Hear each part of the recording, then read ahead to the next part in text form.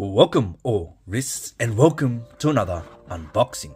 So I recently went on a trip to Japan, and while I was there I really wanted to purchase a Japanese watch, so this is what I purchased. Now along with the purchase I was given a gift, so I'll unbox the gift first, then I'll get to the watch. So here we go. Here's the little box. It's got this silver Credor logo there. Very simple box. Made in Japan as well. Let's open her up.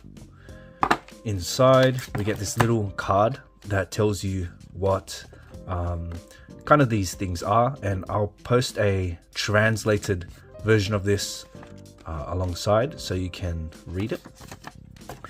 Now here we get this brush here. Let's open her up.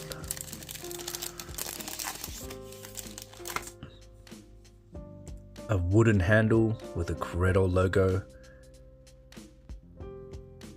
It's a very simple brush, but you can see it's very crispy, very well done. Just a nice little gift or tool that you can use to dust off the dirt between the links or clean off your watch a bit. We get this cloth, or this cleaning cloth. Based on the card, it's deerskin and it's very soft. That Credor branding again. Feels very nice. It's got like this suede finish on the bottom.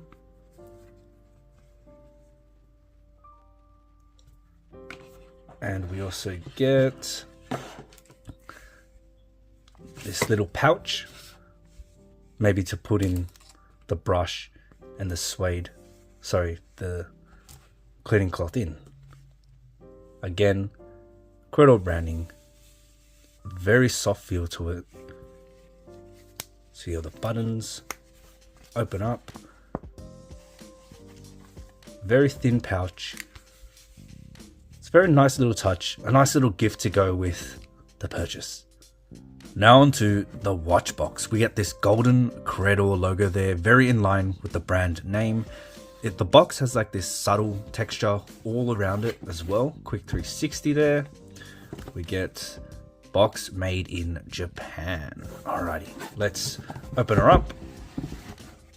So we're greeted with some washi paper. Very Grand Seiko-esque. Quite a thick piece of paper. You can see that pattern there. Very nice little touch.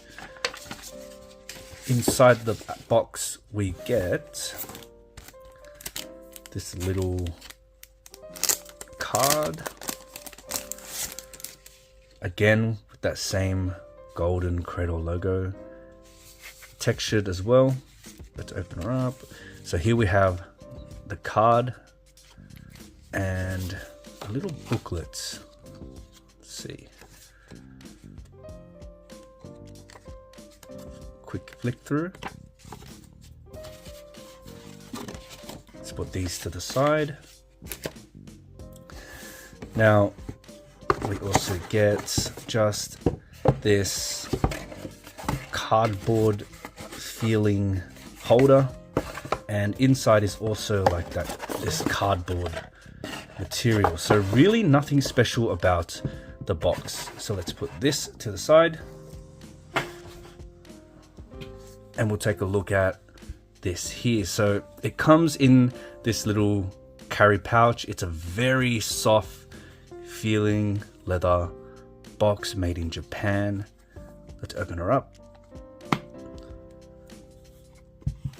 Get a suede inner. We'll put the watch to the side for now.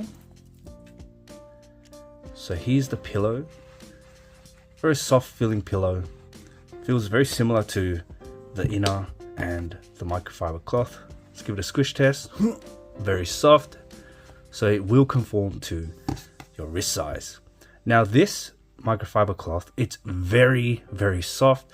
And it's probably the softest microfiber cloth I've ever felt. I don't know what it's made of, but it's a very soft material and it feels very nice to the touch. Now inside, it's like that suede finish. They have this kind of like a sand color, so it matches the pillow and the cloth there. Very simple, but very nice too, because you can use this as an actual carry case, and I quite like that. It has that embossed Credor logo as well. Very simple color, black with that sand color inside. Now here are the spare links. It is sized to my wrist, and you will notice, if you can see, it uses pin and collars, probably because the bracelet is so thin. Alrighty, let's put this away and we'll get to the watch. Here it is, guys. This is the Credor Kuon reference number GCLX999, and right off the bat, this is a stunning timepiece. The porcelain dial has this blued printing on it with those heated blue hands, and the hands also capped on the center pinion there, so it gives a really nice clean look. And there's this serene sensation I get when I look at this, because that spring drive movement really allows that second hand to just sweep across, and having that simple dial really just brings everything together. And that porcelain look, it's very hard to describe. You really have to see it in person to really see its beauty there. Everything just matches so well. I think this style really suits a spring drive sweep. There's just something simple yet elegant about it. Now, the case has that Zaratsu polishing there, as well as the bezel. It's a very curvy case, very unique, kind of that it's a very Credor-esque case. It is, if you can kind of see there, an integrated bracelet. The way they've done this case kind of makes it look like you could take the bracelet off. It kind of makes it look like the polished components or aspects of the case are the lugs, but it's this whole part here. It's just part of the actual case itself. So they do have drilled lugs. I don't know if you can take the bracelet off, but maybe I'll try later on and try to get a custom strap on this, because I think it'll look fantastic on a strap given that simple dial and that porcelain look. Now, the reason I went for this one over the Roman numeral variant is because it has that Credor logo at the 12 there. I really wanted that Credor logo, and I just wanted the simple stick look and the blued printing. It looks very clean. It's just a very simple, clean look. Now, this is a manual wind, so it will be thinner than your typical automatic. It's a very elegant look. It has these sweeping crown guards as well. They're very sleek, and just take a look at the shape of this case. It's quite a unique look. Has a great architecture. I feel like Seiko just does a great job with the way their cases flow. Looks very nice. Now the bracelet, it has polished and brushed elements. You see, has this polished bevel on the edge of the links there, and it has polished intermediate center links, and it actually has a 12 link setup. Oh, sorry, 7 link setup. 1, 2, 3, 4, 5, 6, 7. Now check out the profile of this bracelet here. It's very thin, giving a lightness to the watch, and it is sized with push pins, so it will be a little finicky to adjust. Now, I believe they went with push pins because of how thin the actual links are. I think if they went with screws, it would have made the bracelet a little thicker, but I don't know. I kind of prefer screws over the push pins, but I'm not sure how much it would impact the overall look of the watch. So, you know, I'm personally not too fussed about push pins, but I know some might not like that, and it kind of does make it feel a little cheaper. Now, the clasp here, in typical Grand Seiko fashion, we get just this normal clasp. Again, look at this lip here that is prone to getting caught. No micro adjustment, and this one also doesn't come with any half links, so sizing might be a little difficult for some. Now the clasp itself is very nice. We get this milled clasp, also features brushing and polishing, so it's very nicely done. However, the features of this clasp, it's very minimal, you know, it's literally just to open and close it. No micro adjust. It does have that Credor logo there to match the one on the crown, so that's good to see. But I would have loved to see, you know, some type of micro adjustment or even just some half links, because sizing this can be very difficult. Turning to the back, we get to peer into the gorgeous 7R31 spring drive manual wind movement, and you can kind of see this wavy pattern going on across the whole movement there. It's very reminiscent of the Japanese Zen gardens. There's like this tranquility to it when looking into it, and I like how the dial is this simple layout, and when you turn to the back you get this very detailed movement, the blued screws.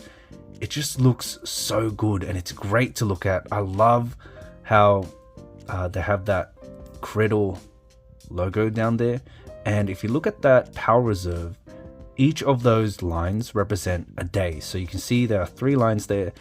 This gives you about 3 days of power reserve. Just a nice simple look, and it kind of matches that wavy pattern on the movement there. Very nice to look at. I like how they didn't do what Grand Seiko does with how they do like that watermark. It's very clear, you can see into it. Very nice look. Here it is on my wrist. Now I have about a 6.5 inch wrist.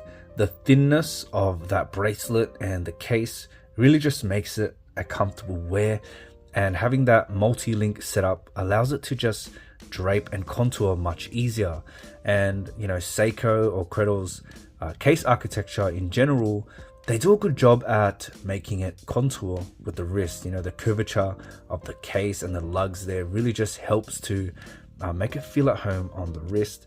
Now that clasp there, it's not in the way at all given how small it is, and having the crown and crown guards is has no impact on its wearability, so it is quite a comfortable piece. And this is about a 39mm watch, and I think it looks fantastic. It feels great.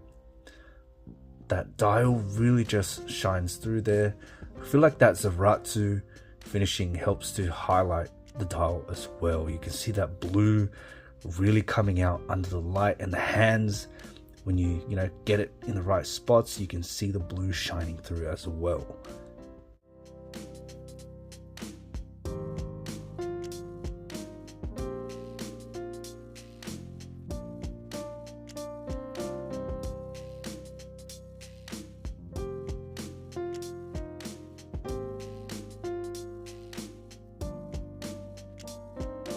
Let's take another look at this dial here.